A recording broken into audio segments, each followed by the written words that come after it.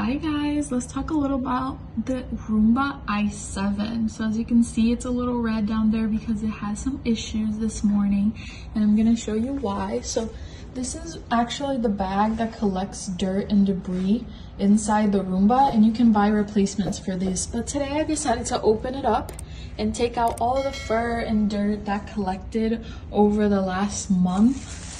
And that's how much we got in there. That is all that the Roomba picked up on its own and stored in there very tightly. The Roomba i7 is amazing for us. We have 3 pets here at home and it works just fine. We've had it for a while now. Up here is where all the dirt and debris is collected, and if it has any issues, it will alert you through voice and the app. The app is a great method to see and schedule when your Roomba is cleaning, where your Roomba is cleaning, and just to see the parameters of your home and where it's been to most.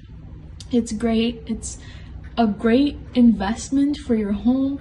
We used to vacuum every 2 to 3 days because our home would get so dirty, and after getting all the pets, we had to vacuum almost daily. And just the Roomba being around and helping us out with that is great. And now we only have to vacuum thoroughly with our vacuum cleaner once a week, because it definitely gets under the couch, under the tables where it's hard to reach.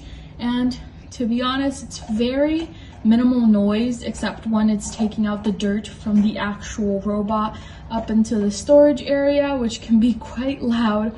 But apart from that, it's a great investment and I definitely recommend you get one.